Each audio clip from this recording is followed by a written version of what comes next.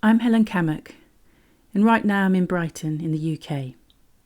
I was asked to say something here about lament, and for me this is, I guess, broadly defined by loss, longing, as well as resistance and some resilience.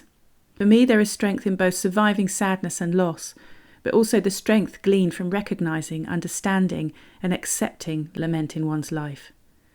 When you know what you've been through, what you've survived, I guess it enables you to know yourself, to begin to understand how you perhaps live because of this acknowledged history. If I look at most of the work I make, somewhere there is lament, throbbing in the foreground or trickling in the shadows. I'm drawn to the poetry and music of lament, but also a personal, generational and historical lineage of sadness, longing and loss as a black woman. I know this lament does not belong only to my experience. It is something that's often ignored or undermined as part of world histories, and of course it's present most visibly in conflict, displacement and refugee stories. These are absolutely universal historical and contemporary cycles of damage and loss. But it's also part of the everyday and for everyone, at certain moments or as a prolonged or lifelong condition maybe. But for certain communities, these experiences mark their continued existence through complex tapestries of personal, psychological and social understandings. Drilling into brain, black babies can't feel. 500 lashes, 'cause black skin don't peel. How can this be gone? Sting, sting. Real. Yes, how can this be gone? Sting, sting, real.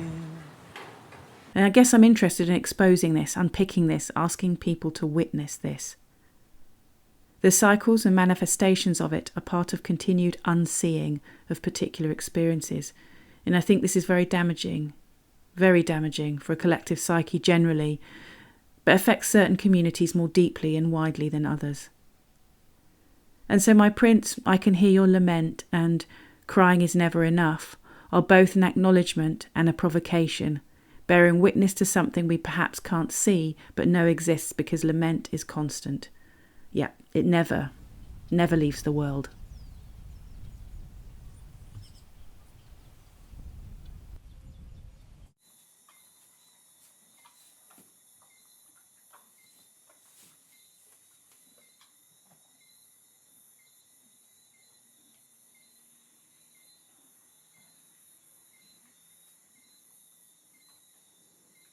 I carried you on my back, in a pot in my bag, ashes grained and sharp.